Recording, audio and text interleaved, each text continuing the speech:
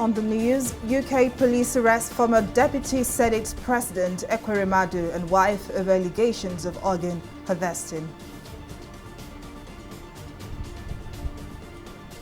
Amotekun arrests suspect in connection with Owo attack. And Senate probes Shell over joint venture breach, seeks $200 million refund to federal government. We're glad to have you join us to news now. I am Folashade Ogurinde. Ike Ekweremadu, former Deputy Senate President, and his wife Beatrice have been arrested and charged to court for bringing a child to the UK for organ harvesting. Confirming the arrest in a statement, the London Metropolitan Police said the pair were charged to court on Thursday following an investigation by the police specialist crime team. The police added that the investigation was launched after detectives were alerted to potential offences under modern slavery legislation in May 2022. The former deputy president of the Nigerian Senate and his wife have been denied bail by an Uxbridge Magistrates Court in the United Kingdom. Well, to discuss this further, legal expert and political affairs analyst Evans Ufeli joins me now. Thank you very much for joining us. Now, what do you make of this development? I think the story is still unfolding. There is an allegation that former Deputy Senate President of Nigeria, Ike Ekweremadu, was involved with trafficking a child from Nigeria to the United Kingdom for the purposes of organ harvest. That is what we have in the news. The story is still unfolding, and right now, the full story has not been ascertained. So what one can say is to look at the possible implication of what has happened. Okay, first of all, the possible implication of the fact whether the said donor is aware or was aware of the issue in question that he was taken to the UK to do. We need to be sure or clear that the donor was aware. Two, whether the necessary consent was granted, and whether there was no coercion, intimidation, or whatsoever. If that is ascertained, then we have to look at the legal implications here and in the United Kingdom. So it happened in the United Kingdom. The legal implications there will also be looked into. For now, they are suspects. That's Ike Ekweremadu and the wife are suspects. They have been charged to court, and then, even though they have not been granted bail, all the count charges they are going to prefer against them will be rooted in the laws of the United Kingdom. So it is now in their position to get a defense counsel who will disprove or argue their case for them and come up with the best possible solution, legal solutions to the charge preferred against them. Like I said, they are still suspect. It's still an allegation. But what the United Kingdom government is trying to do is to put them through trial to ensure that there was no legal infraction as to their level of engagement in what has happened so far. Well, indeed, legal expert and political affairs analyst Evans Ufeli, many thanks for your contribution. Thank you so much for coming. The Ondo Command of the Southwest Security Network, codenamed Amotekun, says it has arrested some suspects linked to the attack on St. Francis Catholic Church in Owo. The commander of the corps, Adetunji Adeleye, disclosed this while parading some 71 men who were arrested for various criminal activities across the state. He, however, did not give the actual figure of the suspected terrorists arrested, but expressed assurance that all the attackers of the worship center would be apprehended. On June 5th, gunmen attacked the church in Owo and killed over 40 worshippers. The gunmen were said to have detonated explosives in the church, after which they proceeded to fire shots at the congregation. The Senate has constituted and had a committee to investigate Shell Petroleum Development Company as the SPDC over non-compliance with the Petroleum Act and breach of the joint venture agreement entered into with the federal government. The chamber is also demanding a refund of $200 million or any amount short of what was paid by SPDC, including penalties and interest under the said lease agreement, to the coffers of the federal government. The resolution was reached by the chamber after it considered a motion sponsored by Senator Thompson Sekibo. Sekibo, in his presentation, observed that the SPDC and NPC joint venture agreement constituted an illegal extension of the oil mining lease by 10 years instead of the prescribed term of 20 years.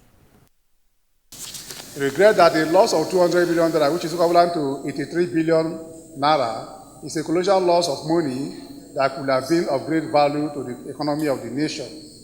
Knows that this illegal action by the Ministry of Petroleum Resources to DPRO as regards the SPDC and NPC joint venture may not be only non-compliant grants a detail of other joint ventures agreement with Chevron Nigeria Limited, any joint venture, Exxon Mobil Upstream joint venture, Total E&P Nigeria Limited joint venture, need to be ascertained through a thorough investigation to verify compliance with the provision of the extant law.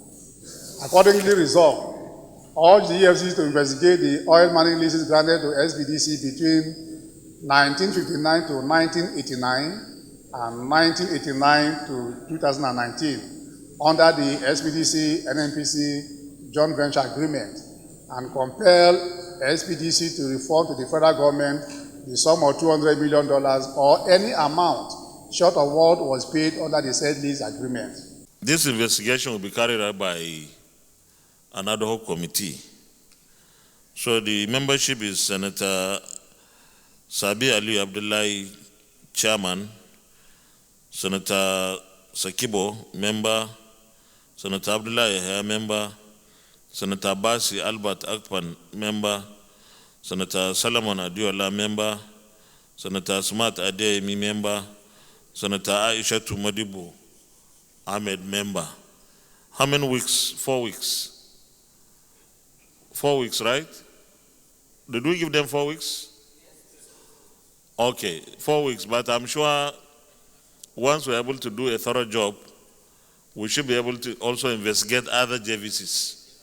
This is just the start, because there may be the same or similar issues with other JVCs. So once we get this one right, we should be able to extend the activities of this committee. President of the Senate, Hamad Lawan, has mandated the Committee on Judiciary, Human Rights and Legal Matters to, as a matter of urgency, wade into the crisis presently rocking the judiciary. Lawan gave the directive on Wednesday, moments before the chamber adjourned plenary. Recently, 14 justices of the Supreme Court had leveled allegations of corruption against the Chief Justice of Nigeria, Ibrahim Tanko Muhammad. The justices in the memo protested the non-payment of legitimate entitlements by the CJN. According to them, annual foreign training meant to enhance capacity building for the country's judicial process had been blocked. We may recall that there were some issues coming out of the judiciary. We must have interest in what is happening in that arm of government. I believe that we owe it to Nigerians to look into what is happening in that arm of government with a view to bring in solutions to the problems that judiciary in Nigeria faces. So I will urge our Committee on Judiciary, Human Rights and Legal Matters to get involved with the CJN and the judiciary generally at this level, the Supreme Court, and find out what the real issues are and how the National Assembly can help. The Lagos State government has launched a floating clinic boat for swift medical interventions along inland waterways and riverine communities as part of efforts to enhance access to prompt, qualitative and efficient health care services across the state. Unveiling the floating clinic after inspection, the Permanent Secretary of the Lagos State Ministry of Health, Olusegun Agboye, explained that the innovation was introduced to help provide first aid, medical emergency care and basic healthcare services at accident scenes on the inland waterways and riverine communities in Lagos State. Agboye added that the boat clinic will be deployed for the ongoing integrated measles and COVID-19 vaccination campaign in riverine communities across the state. Part of an initiative by the Ministry of Health to ensure that we extend our ambulance services to the waterways and remote inaccessible areas inaccessible by road. And it is also an example of the kind of partnerships that can occur between different arms of government, because the boat actually belongs to LASWA but will be operated by the Ministry of Health. It is mainly to deal with emergencies on water, but to also provide outreach services to riverine communities. And one of the first tasks that this boat will be doing is the measles, to join us in the measles campaign that has just commenced in Lagos State, to ensure that we can take the measles vaccine and other vaccines, even the COVID vaccine, to riverine areas. For us, we've been gradually building this, and we've gradually seen how the safety on the waterways keeps improving year after year, and this is just another initiative to further add to the integrated system of emergency and rescue, because what we're going to do is have our own core emergency and response boats, along with the jet ski and along with now soon to be launched control room. Lagos has a lot of communities that are along the waterways and are not necessarily connected to the mainstream of Lagos. And Governor Babajide Sanwo-Olu, in recognizing that, also realized that medical services were important to get to those areas. And when it was brought to his attention, it was one of the factors that also played in the acquisition of the boat. So the boat is multifunction. It is going to be an emergency vessel. It is also a tool to reach out to the communities that are far-flung in Lagos. The Standards Organization of Nigeria, SON, has condemned the activities of some importers, saying they are responsible for the saturation of substandard goods in the country. The Director General, SON, Farouk Salim, who disclosed this on Wednesday in Lagos, explained that some importers are in the business of importing fake products to make excess profits. Speaking at the destruction exercise of some substandard goods in Lagos, Salim re-emphasized the need for standards organization to be at the nation's point of entry, adding that the fight against substandard goods is best fought at the ports. They came through the ports, they are smuggled through the ports into the country. If we are in the ports, definitely we will minimize the amount of damage done to this country. But most of these things you are seeing in the background, we capture them in the markets where they are already ready to be sold to the customer. It's something that it's not in a container at the port we caught, it's right here in the market. So it will be wonderful, it will be much easier for our employees if we are able to be at the source of the import of these products. Every time you sell a product, I repeat again, you're taking away jobs from your family and from your community and from your country. People should understand the consequences. You can save 1 naira, you can make 1 million naira, but at the end of the day, we are dealing with the consequences. We have unemployed youth all over the country. We don't have enough money to build our infrastructure because people are not paying taxes. And then, if anybody here knows that there is somebody in your house right now who is very qualified, who is very intelligent, but they cannot find work to do. And this is honestly because of substandard goods in our market. Tell the federal government that taking SON out of the port is not the best decision. You know, we need to reevaluate that, because all of these things coming out would be better if it has already been saved from coming out in the first place. And the only way to do that is the ports. So having them chase around containers on the streets is pointless, because we also know that these people have ideas, they have strategies. They do it in the middle of the night, they do it when everybody is asleep. Serious issue. The very unfortunate aspect of it is that The life of people is endangered by substandard goods that are brought into the country. A lot of terrible things are happening because of the activities of some importers who are importing goods that are below the requirement. We'll take a break here, but still to come. U.S. Supreme Court says Americans have the right to carry guns in public. Details of the story and more right after this break.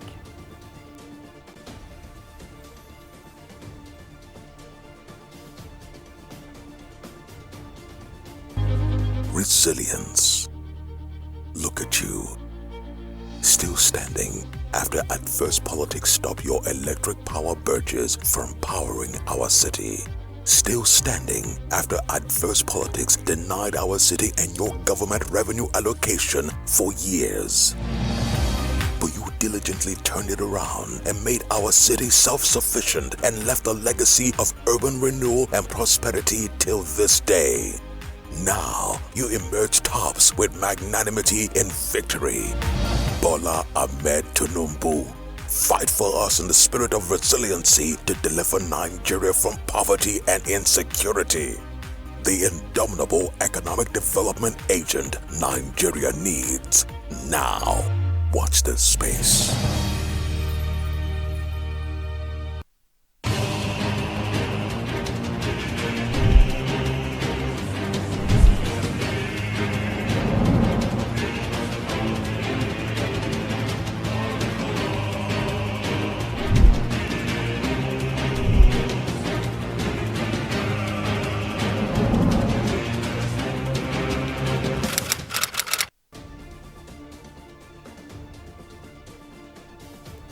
Welcome back. Now here is a recap of some of our top stories tonight.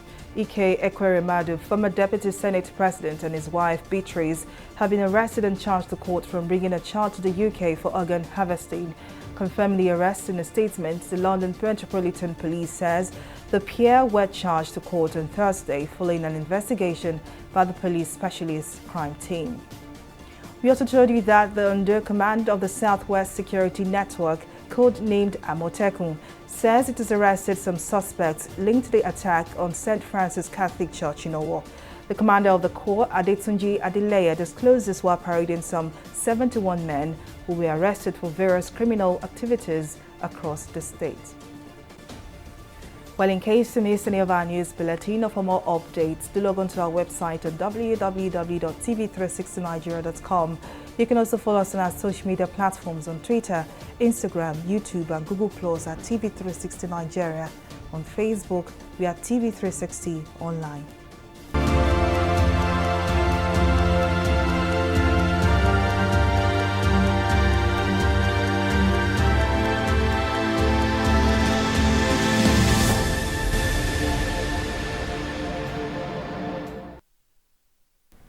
The Omicron subvariants BA4 and BA5 have appeared to escape antibody responses among people who had previous COVID-19 infection and those who have been fully vaccinated and boosted.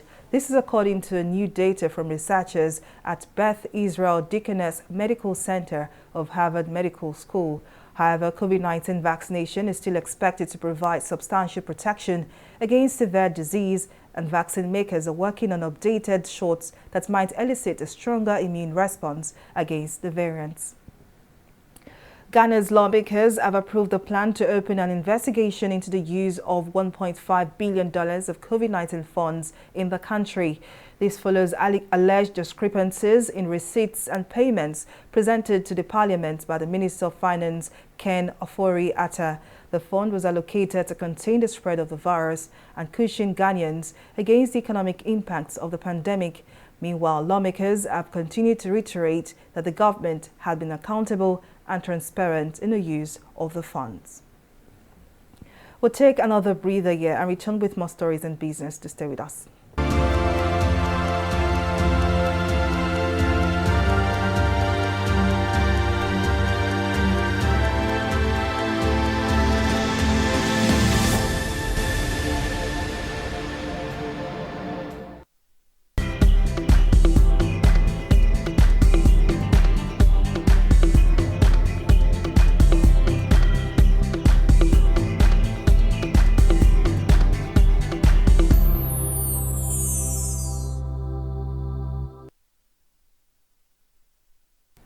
Welcome back. Abisola Adebayo now joins us for more story in business. Over to you, Bisola. Thank you very much, Folashade. Welcome to Business News. The Federal Executive Council, FEC, has approved the enactment of the Federal Produce Inspection Service Bill 2022 for onward transmission to the National Assembly for passage. Minister of Industry, Trade and Investment, Niyi Adebayo, explained that the proposed law is to repeal the Produce and Enforcement of Standard Act 2004, which is currently in place. He added that these would enable the ministry to establish 5 laboratories across the geopolitical zones of the country for microbial analysis of agro products for local consumption and exports when passed into law. Council to approve the repeal of the Produce Enforcement of Standards Act of 2004 and for the approval of the enactment of the Federal Produce Inspection Service Bill 2022. The justification for the memo is hinged primarily on the need to have an all-encompassing produce inspection regime in Nigeria that is capable of ensuring best practices in the export of agro-produce from Nigeria. The proposed bill seeks to correct the shortcomings in the law, the previous law. The whole essence of this new bill is to bring the practice of inspection of foodstuff to global practice, to improve it to current global practices. The old law, the original law was, enacted in 1950, and then it was renewed in 2004. And we believe that it is time for it to be brought up to date, and that is what we have done. And Council approved that it be, it's approved it, and it will be passed on to the National Assembly. Council directed that the Attorney General and Minister of Justice transmit it to the National Assembly.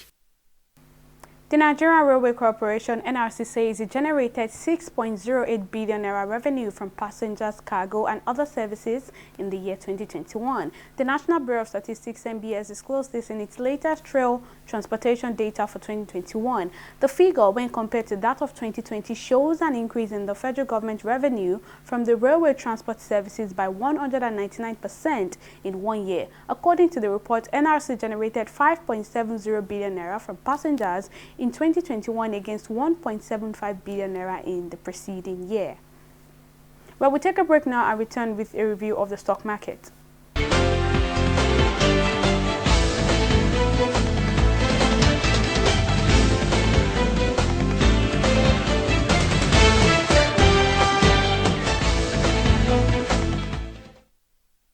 The NGX was able to sustain positive trend for the second time this week after snapping its losing streak, thanks largely to bellwether stocks on the floor of the exchange group. The all-share index rose further by 0.47% to an additional 14 billion naira gain in the market value. First Bank of Nigeria and FTN Cocoa led the list of stocks that contributed to the maintenance of positive sentiment on the floor of the exchange group. Today, they recorded a combined 93 kobo gain. On the flip side, as our losers list for today, Academy and agricultural firm Ella Lakes PLC shared gains from yesterday to end in the losers counter today. They both recorded a combined 57 kobo loss. Our market summary sees a total unit of 223 million units of shares valued at 2 billion naira, exchanged in 4,028 deals. The question now is this a bounce back to believe in, or is it a rebound that investors should approach with caution? Anyways, tomorrow will tell. On the foreign scene, European stocks tumbled today as investors digest Britain's latest inflation data and warnings from Federal Reserve Chair Jerome Powell of more rate hikes on the horizon. The Dow Jones also ended in the negative as a growing number of major Wall Street firms warned that the likelihood of a recession has risen sharply. On the other side, Japan stocks Nikkei ended in the positive as we recorded a 0.083% increase. That's all on Stock Market Report. Back to Folashade for the rest of the news. Well, many thanks, Bisola, for that update. Now on the foreign scene, the U.S. Supreme Court has ruled on Thursday that Americans have a fundamental right to carry firearms in public in a landmark decision that came just weeks after another deadly school shooting The 6-3 ruling, which comes as the country grapples with a shocking surge in gun crime, strikes down a New York law which requires a person to prove they have legitimate self-defense needs to receive a gun permit. Despite growing calls for limits on firearms after 2 mass shootings in May stunned the country, the court sided with advocates who said the U.S. Constitution guarantees the right to own and carry guns. Victor Osimhen is under consideration at Chelsea as a replacement for Belgium forward Romelu Lukaku. Chelsea's boss Todd Boehly has drawn up a list of 5 strikers to replace Lukaku at Chelsea this summer, with Osimhen included. Lukaku is set to return to Serie A club Inter Milan on a season-long loan deal. After a difficult campaign last season, Osimhen is one of the strikers in demand in Europe at the moment. But that's the size of our news bulletin. Many thanks for watching. I am Folashade Ogurinde. Bye for now.